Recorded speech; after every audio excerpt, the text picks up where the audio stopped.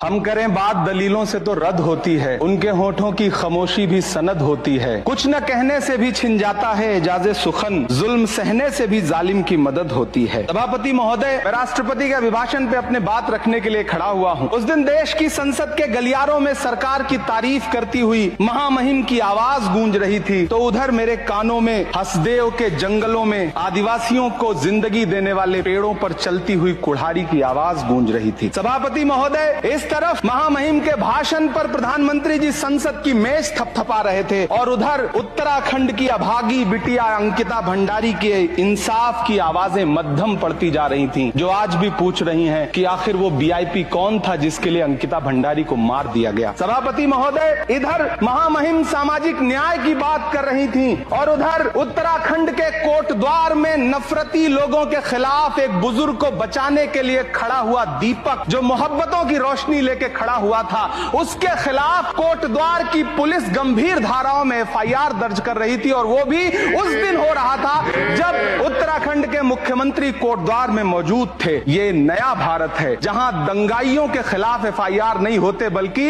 अमन और मोहब्बत की बात करने वालों के खिलाफ एफआईआर दर्ज होता है। ये नया भारत है जहां असम का चीफ मिनिस्टर खुलेआम संवैधानिक प्रोटोकॉल तोड़कर कहता है कि मुसलमानों को इतना टॉर्चर करो कि वो राज्य छोड़ने पर मजबूर हो जाएं। वो कहता है कि अगर कोई मियां रिक्शा वाला 5 रुपए मांगो तो उसे 4 रुपए दो ताकि वो परेशान हो सके। ये नया भारत है जहां बरेली में खाली घर में नमाज पढ़ने पर पुलिस मुकदमा दर्ज करती है।